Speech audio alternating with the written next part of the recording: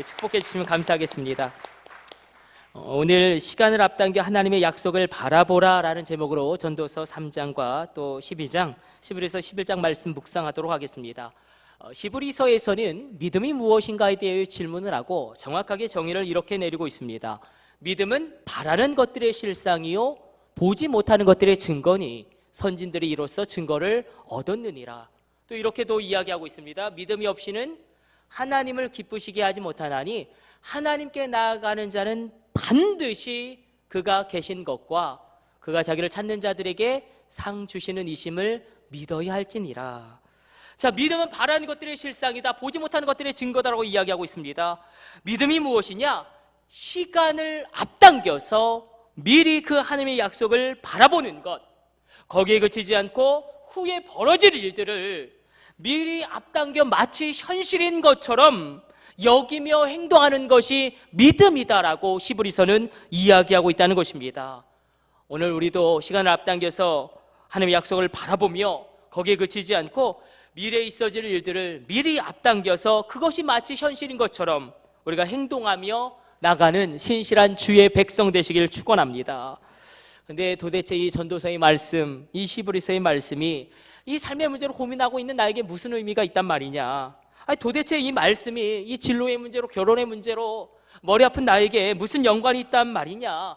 아니, 도대체 이 말씀이 이 자존심을 깎으면서 직장에서 시달리는 나에게 어떤 위로가 되느냐?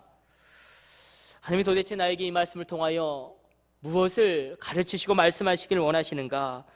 설교를 준비하면서 이런 질문과 고민이 있었습니다. 여러분들에게도 마찬가지일 것입니다. 도대체 이 말씀이 무슨 의미가 있느냐? 날 때가 있고, 그리고 뭐 버릴 때가 있다고 그러고, 일을 켜 세울 때가 있고, 놓을 때가 있다고 그러는데, 오늘 본문 전도서는 전도하라는 책이 아니라 전도서는 솔로몬의 말년에 그가 마지막 남긴 유언과도 같은 설교입니다. 특별히 이 전도서, 우리가 한번 성경을 크게 펼쳐보세요. 성경에서 지혜서라고 불려지는 그런 하나님의 말씀들이 있고, 묵시서라고 불려지는 하나님의 말씀들이 있습니다. 특별히 구약에서 지혜서라고 불려지는 말씀들, 우리가 읽었던 전도서를 포함해서 욥기, 시편, 잠언, 그리고 또 이 묵시서라고 여겨지는 것, 또 이 다니엘서, 이 지혜서와 묵시서는 이중 배경이에요.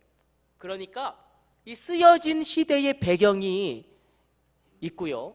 하나는 그러니까 이 성경 안에서 막 사건이 벌어지는 그런 배경이 있고, 또 하나는 이 옛날의 이야기가 다시금 부각되어지고 재해석되어지고 기록된 시기가 있습니다. 근데 중요한 것은 늘 잃어버렸던 말씀이에요. 뭐 룻기 그 한 가문의 가족사가 뭐 그렇게 이스라엘 백성들에게 의미가 있었겠습니까? 뭐 솔로몬의 잠언이, 솔로몬의 이 전도서가 뭐 그렇게 그들에게 큰 의미가 있겠습니까? 근데 그들이 바벨론 포로지로 끌려가면서 이 유대인들에게 이 지혜서, 욥기와 시편, 잠언, 전도서, 룻기, 또한 묵시서, 이 다니엘서를 그들이 읽고 또 읽었다는 것입니다. 왜냐하면 이 역사 이야기가 담겨져 있는 이 말씀들을 통하여 이 과거의 이야기를 알고 터득함으로 오늘을 그들이 살아내고자 했기 때문에 그렇습니다. 하나님이 역사하셨던 그것이 한 가문에게라도 상관없어요. 그 이야기를 다시금 들음으로 오늘을 이겨낼 믿음과 오늘 사는 지혜를 그들이 얻었다는 것입니다. 그래서 이 지혜서는 우리가 뭐 지금 전도서로 살펴보고 있지만 뭐 전도서, 시편, 잠언, 룻기, 욥기, 또 이 묵시서인 다니엘서까지 포함돼서 이것은 어떻게 살 것인가의 문제를 심각하게 다룹니다. 어떻게 살 것이냐, how to live. 과연 이 험난한 세상 가운데, 죄악의 파도가 넘실거리는 이 세상 가운데 내가 어떻게 하나님의 백성으로 생존할 수 있겠느냐, 이런 아주 현실적인 고민이 담겨져 있는 것이 전도서의 말씀이라는 것입니다. 전도서가 경고하죠. 단적으로 경고하는 건 이렇게 살아서는 안 된다라는 거예요. 너희가 그렇게 살아서는 안 된다라는 것입니다. 이렇게 살다가는 다 망하고 죽는다. 지금 결단해라. 그러면서 이 험난한 세상 가운데 어떻게 우리가 하나님의 백성으로 생존할 수 있는가, 어떻게 생존할 것인가, 그 현실 지향적인 질문 앞에 하나님은 전도서를 통하여 우리에게 삶에 이르르는 처방을 내리시는데, 그것이 무엇이냐면 제가 앞서 말씀드렸죠. 이 뭐라고요? 룻기, 욥기, 시편, 잠언, 전도서, 이게 다 뭐라고요? 어떻게 불린다고요? 지혜서. 어떻게 살아야 되느냐? 그래야 너희가 생존할 수 있느냐? 다른 것이 아니라 너희가 지혜롭게 살아야 한다. 지혜롭게 살아야지 이 죄악 많고 음란한 시대 가운데 너희가 거룩한 백성으로 살아남을 수 있다. 그래야 너희가 생존할 수 있다. 그래서 욥기, 잠언, 전도서, 이게 how to survive의 문제를 다룹니다. 다니엘서 같은 것도요, 우리가 자꾸만 이 이단들은 종말의 시간을 계산하는 그런 텍스트로 바라보는데, 다니엘서가 이야기하는 것은 이겁니다. 악의 때가 언제까지 지속될런지 그건 상관이 없어요. 중요한 것은 그때에 어떻게 살아야 하는가. 그래서 어떤 재림과 심판, 이 파루시아를 열망하는 그런 말씀이 아니라 임마누엘, 하나님과의 동행을 열망하는 그 본문이 바로 이 다니엘서라는 것입니다. 똑같습니다. 전도서도 마찬가지입니다. 다니엘서도 그렇고 이 전도서도 그렇고, 물론 솔로몬이 지은 때가 있지만 그것이 부각되어지고 그것이 읽혀지고 그것이 정말 믿음으로 붙들려진 시대가 바로 바벨론 포로지에서. 그래서 다른 것을 이야기하는 것이 아니라 이 지혜서들은 이 고난 가운데, 환난 가운데 이 포로지에서 여전히 하나님이 나와 동행하고 있구나, 이 험한 길을 내가 걸어왔는데 뒤돌아보니 나 혼자 이 험한 길을 걸어온 것이 아니라 그래도 하나님이 나와 동행하고 계셨고, 야, 지금 앞으로도 하나님이 나와 동행하실 것이다 라는 이 근원적인 담대함과 소망을 그들이 이 말씀을 통하여 재확인하고 발견했다는 것입니다. 오늘 이 아침에도 우리에게도 그런 은혜가 있게 되기를 원합니다. 그래서 전도서가 이야기해요. 너희가 생존하기를 원하느냐? 거룩한 백성으로 너희가 하나님의 정체성을 유지하면서 너희가 이 땅 가운데 살 수 있는 방법이 있다. 지혜롭게 살아야 한다 라고 말씀하시면서, 그럼 어떻게 사는 것이 지혜로운 것이냐? 두 가지를 이야기합니다. 두 가지 대답을 우리에게 주는데, 첫 번째 답을 주는 본문이 바로 전도서 3장 1절로 11절까지의 말씀이요, 두 번째 답을 주는 말씀이 바로 전도서의 결론인 전도서 12장 이 13절에서 14절까지 말씀입니다. 지혜롭게 사는 것이 무엇이냐? 첫 번째로 이렇게 이야기하고 있어요. 전도서 3장 1절로 11절까지 너희가 때를 알아야 한다. 때를 알아야 한다. 우리 한번 옆 사람이랑 이렇게 인사해 봅시다. 때를 알아야 합니다. 다시 한번 복습해 봅시다. 때를 알아야 합니다. 자, 오늘 본문이 이렇게 시작되고 있죠. 그럼 한번 3장으로 넘어가서 1절 같이 한번 읽어보도록 하겠습니다. 3장 1절. 자, 우리 같이 합독합니다. 범사에 기한이 있고 천하 만사가 다 때가 있나니. 자, 이렇게 표현되고 있어요. 때가 나오는데 이 때를 표현하는 두 가지 단어가 표현되고 있어요. 하나는 기한이 있고 만사가 있다. 기한이 있고 때가 있다. 그런데 때를 표현하는데 오늘 보니까 이거 기가 막힌 게 두 가지 단어를 구분해서 사용하고 있다는 것입니다. 하나는 크로노스, 하나는 카이로스입니다. 때를 표현하는데 이 크로노스와 카이로스로 분별하고 있습니다. 기한을 알아야 된다. 이게 무엇이냐면 카이로스로 기록되고 있어요. 우리가 카이로스가 어떤 시간이죠? 하나님의 시간이죠. 하나님이 역사하신 시간, 내 삶의 권능 가운데 임재하신 시간. 그런데 그것뿐만 아니라 너희가 때를 알아야 한다. 크로노스도 알아야 한다. 크로노스는 인간의 시간이죠. 그야말로 이제 2017년이 한 해가 지나가고 2018년이 또 옵니다. 봄이 지나면 여름이 오고 여름이 지나면 가을이 오고 가을이 지나면 겨울이 옵니다. 이게 바로 인간의 시간 크로노스를 의미합니다. 그런데 성경은요, 크로노스와 카이로스 둘 다 중요하다라고 이야기하고 있다는 것입니다. 우리가 생각할 때는 하나님의 시간만 중요할 것 같은데 그게 아니라 카이로스와 크로노스 둘 다 중요하게 말씀하고 있다는 것을 우리가 성경을 통해서 확인할 수 있습니다. 인간의 때, 인간의 시간, 이 크로노스가 중요하는데, 가령 예를 들어서 농부가 이제 씨를 뿌리고 파종을 해야 되는데 봄에 씨앗을 뿌릴 시기를 놓쳐버리면 그 한 해 농사는 완전히 망쳐버리는 것입니다. 그래서 이 크로노스가 중요하다. 때를 알아야 한다라고 이야기하고 있습니다. 나에게 있어서 지금이 무슨 때인가? 내 일생에 있어서 지금 내가 무엇을 할 때인가? 한번 우리가 오늘 말씀 앞에서 곰곰이 생각하고 점검해 보길 원합니다. 날 때입니까? 죽을 때입니까? 심을 때입니까? 뽑을 때입니까? 나의 옛사람을 죽일 때가 있고 상처난 나의 속사람을 치유할 때가 있겠지요. 또 헐 때가 있고 세울 때가 있겠죠. 내 안에 없어져야 할 것들을 다 없애고 무너뜨리고 내 안에 있어져야 할 것들을 세워야 할 때가 있겠지요. 울며 자복하며 회개할 때가 있을 것이며 주님 앞에 기뻐하며 춤출 때도 있을 것입니다.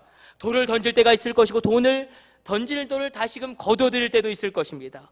세상으로 나갈 때가 있겠죠. 그러나 마치 다소에서 사도 바울이 13년간 훈련받았던 것처럼 초해에 있던 제갈공명처럼 실력과 내공을 묵묵히 쌓으면서 세상에 나가지 않을 때도 있을 것입니다. 찾을 때가 있을 것이고 잃을 때도 있을 것입니다.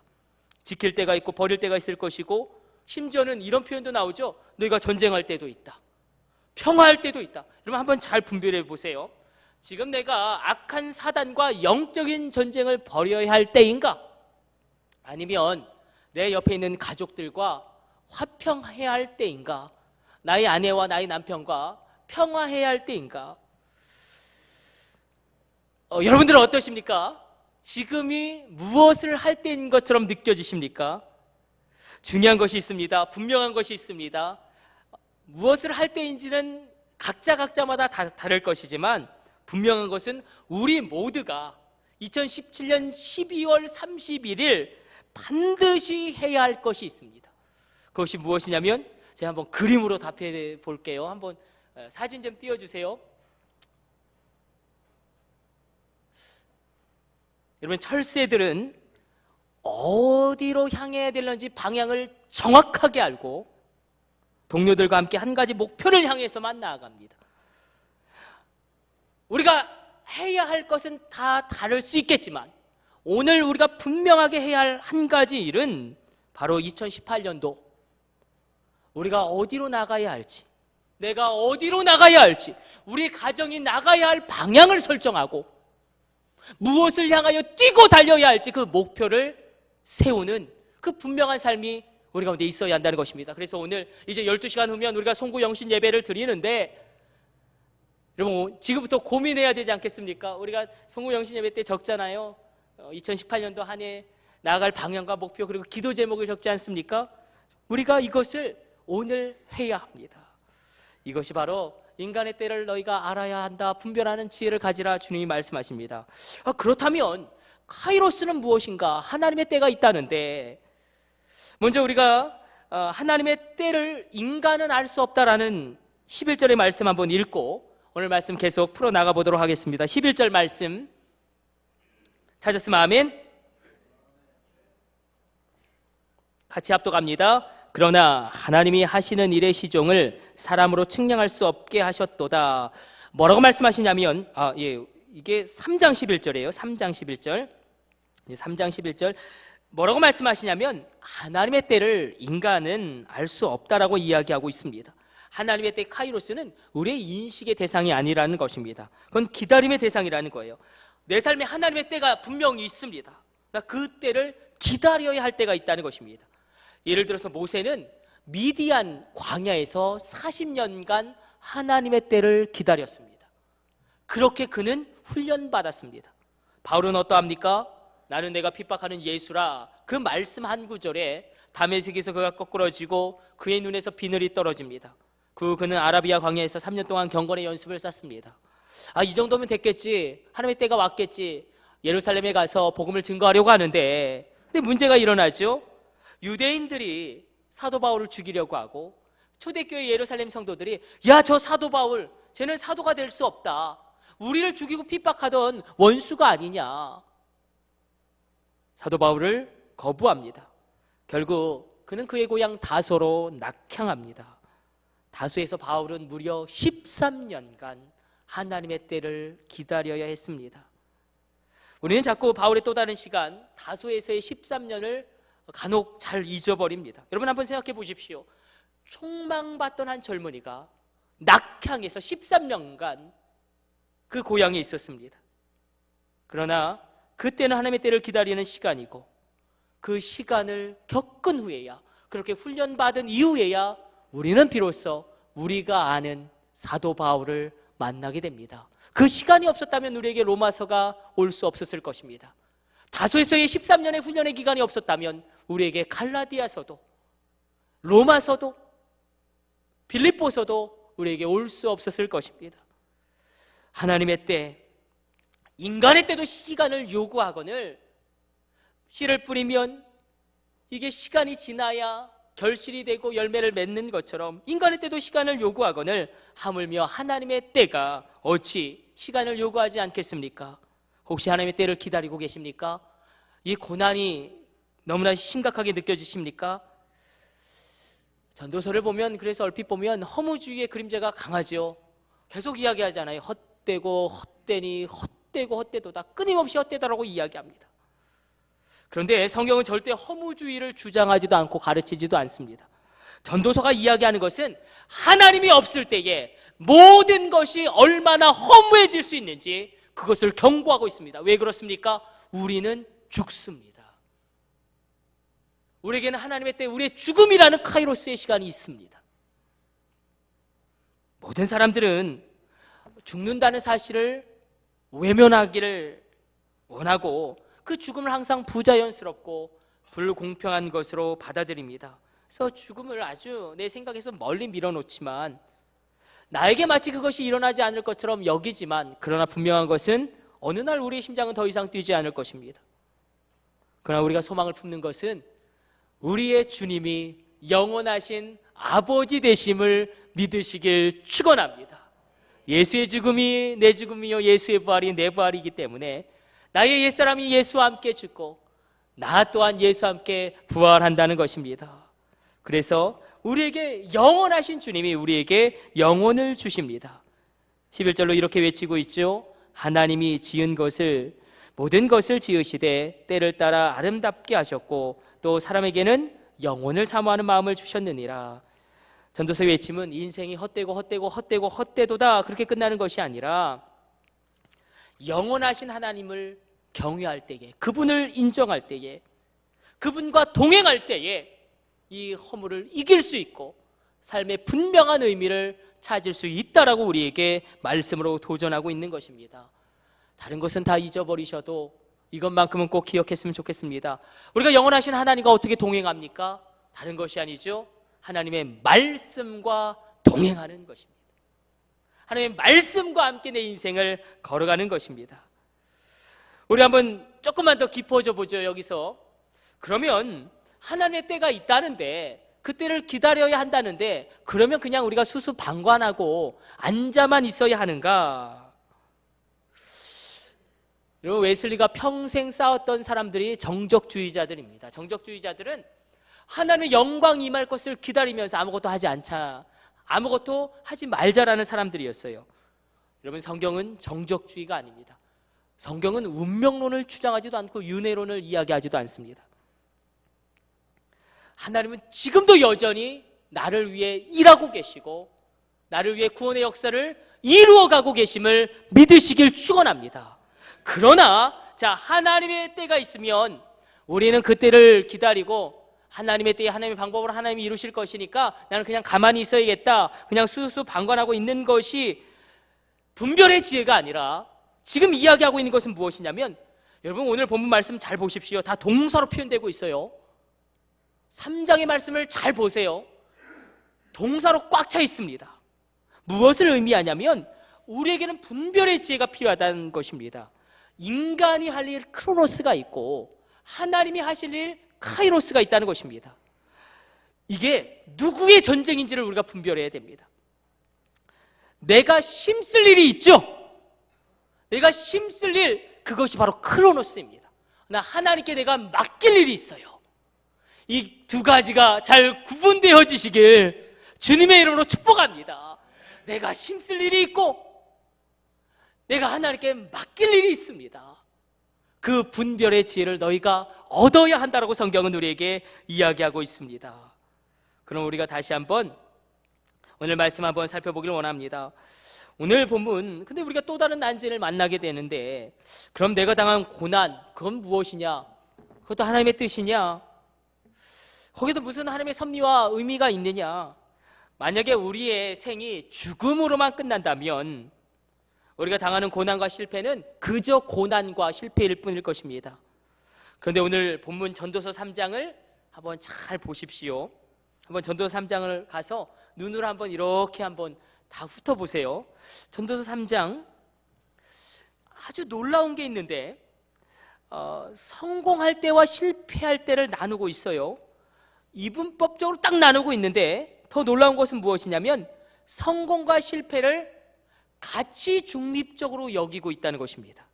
이 댓글을 통해서 성공과 실패를 동등하게 놓고 있어요. 그러니까 성공이 실패보다 훨씬 더 나은 것이다 라고 말하지도 않고요, 그렇다고 실패가 성공보다 더 좋은 것이다 라고도 주장하지 않습니다. 성공이냐 실패냐 이건 가치 중립적인 거예요. 성공할 때 치료될 때가 있고, 세울 때가 있고, 웃을 때가 있고, 춤출 때가 있고, 찾을 때가 있고, 평화로울 때가 있다면 실패할 때도 있죠. 세운 것이 헐어질 때가 있고, 버림받을 때가 있고, 내가 미움을 당할 때가 있고, 전쟁 가운데 있을 때가 있고, 죽을 때도 있습니다. 중요한 건 우리가 반드시 하나님 보좌 앞에 선다는 것입니다. 그래서 우리가 반드시 기억해야 할 것은 우리가 신실한 신앙을 지키기 위해서 우리 신앙의 양심을 지켰기 때문에 그것 때문에 얼마든지 우리가 실패할 수 있다는 것입니다. 그럼에도 그것이 실패일 수 없는 이유는 하나님 앞에서 그것은 실패가 아니라 의인의 고난이요, 승리하는 영광이요, 믿음의 좌절이라는 것입니다. 사도 바울의 로마 감옥행은 좌절이죠, 절망이죠. 그러나 그것을 통하여 하나님 놀라운 일을 이루시지 않습니까? 여러분, 승리하는 고난이 있음을 믿으시길 축복합니다. 고난은 고난이 아니라 승리하는 고난이요, 이 좌절은 좌절이 아니요, 하나님의 영광을 드러내는 영광의 좌절도 있음을 성경이 이야기하고 있다는 것입니다. 그래서 내가 크리스천이기 때문에 반드시 성공하는 것이 아니라 오히려 내가 믿기 때문에 나의 믿음으로 말미암아 얼마든지 실패할 수 있다라는 것입니다. 그리스도 안에서의 실패가 그리스도 밖에서의 성공보다 더 귀하고 존귀하고 보배로운 줄로 믿으시길 축원합니다. 심지어 하나님은 실패를 통해서 우리를 새롭게 빚으시기도 합니다. 우리 한번 곰곰이 생각해 봅시다. 내 일생 가운데 단 한 번도 실패도 없고, 단 한 번의 좌절도 없고, 내가 원한 대로 다 되었다. 그럼 우리 가운데 예수 믿을 사람 한 사람도 없을 겁니다. 그러므로 참된 성도는 성공이라는 우상에 현혹당하지 않습니다. 우리가 기필코 믿어야 할 것은 이것입니다. 하나님은 가장 악한 것에서 가장 선한 것을 끌어내실 수 있는 전능한 저와 여러분의 아버지신 줄로 믿으시길 축복합니다. 가장 작은 것에서 가장 크고 위대한 것을 승화시켜 끌어내실 수 있는 전능하신 저와 여러분의 아버지가 하나님이심을 우리가 기뻐하면서 오늘 말씀 나누기를 원합니다. 그래서 가장 약한 것, 가장 악한 것, 갈보리 산에서 그렇게 하셨듯이 하나님 가장 선하고 놀라운 것으로 우리 일생 앞에 끌어내실 것입니다. 그럼에도 불구하고 우리가 하나님의 때가 믿어지지 않고 내 심령 가운데 평안이 오지 않을 때에 우리가 어떻게 해야 할까? 우리 한번 절대로 믿음으로 고백해 봅시다. 하나님께 항복하자. 여러분, 목사님 저도 되돌아보니까 하나님께 항복하지 못한 영역들이 많이 있더라고요. 여러분들은 어떠십니까? 스탠리 존슨 목사님이 이런 이야기를 하셨습니다. 만약 당신이 그리스도에게 항복하지 않는다면 당신은 더 큰 혼돈에게 항복하게 될 것이다. 결국 모든 사람은 어떤 것인가 누군가에게 항복하는데, 그게 돈이든 그것이 뭐 분노든 두려움이든 자만심이든 아니면 욕망이든 아니면 다른 사람이든 아니면 그게 자기의든, 그러나 성경은 하나님 외에 우리가 항복하는 대상을 우상이라고 이야기합니다. 우리가 정말로 확실하게 성만찬하면서, 오늘 성고영신 예배 드리면서 성만찬하면서 우리가 완전히 하나님께 항복하는 귀한 시간 갖게 되시기를 축복합니다. 2017년 한 해가 지나가기 전에 예수의 피로 말미암아 여러분의 죄가 처리되어지며 하나님의 의를 입는 귀한 시간 되시기를 다시금 축복합니다. 마지막 결론이기도 하죠. 전도서에서 그럼 지혜롭게 사는 또 다른 방법은 무엇이냐? 두 번째 방법을 이야기하고 있습니다. 우리 한번 두 번째 답을 주는 본문 전도서 12장 13절 14절로 다시 가보도록 하겠습니다. 우리 한번 이거 집중해서 읽고 말씀 정리하도록 하겠습니다. 전도서 12장 13절 14절 말씀, 자, 찾았으면 아멘. 우리 같이 합독합니다. 이래 결국을 다 들었으니 하나님을 경외하고 그 명령을 지킬지어다. 이것이 사람의 본분이니라. 하나님은 모든 행위와 모든 은밀한 일을 선악간에 심판하시리라. 이렇게 표현되고 있어요. 내가 할 말을 다 했다. 그러니까 이 표현은 이거예요. 이제 결론이 이것이다. 하나님을 두려워하고 그분이 주신 말씀의 언약의 그런 계명들을 지켜라. 하나님을 경외하고 하나님의 말씀을 지켜라. 그것이 정말로 지혜롭게 사는 길이다. 하나님을 경외한다는 것은 하나님을 두려워한다는 것입니다. 그런데 하나님을 두려워한다는 것은 그냥 하나님을 막 무서워해가지고 피하고 도망치는 게 아니라 죄를 두려워한다는 거예요. 죄는 하나님과 나와의 관계를 파괴하기 때문에 하나님을 두려워한다는 것은 죄를 두려워한다는 것입니다. 우리 정말 믿음으로 한번 고백해 봅시다. 우리를 두려워하게 하는 게 많죠. 2018년도 정말 너무너무 나를 두렵게 하는 것이 많지만 우리가 믿음으로 한번 이렇게 선포하기를 원합니다. 절 따라서 한번 믿음으로 선포합니다. 하나님, 하나님과 죄만을 두려워하게 하여 주옵소서. 말씀 정리하려고 합니다. 성경에 등장하는 믿음의 조상들은 치열한 삶을 살았습니다. 그들이 왜 치열했는가? 시간을 앞당겨서 하나님의 약속을 바라보았다는 것입니다. 거기에 그치지 않고 미래에 있을 일들을 미리 앞당겨서, 그 미래에 있을 일들을 미리 앞당겨서 마치 그것이 현실인 것처럼 여기며 그들이 행동하며 그들이 달려가며 그들이 도전했다는 것입니다. 성경은 이것을 믿음이라고 이야기합니다. 시간을 앞당겨 하나님의 약속을 바라본다. 이것은 카이로스의 믿음일 것입니다. 그리고 미래에 있을 일들을 미리 앞당겨서 마치 현실인 것처럼 여기면서 그렇게 행동하는 것, 이것을 우리는 크로노스의 믿음이라고 정의 내릴 수 있을 것입니다.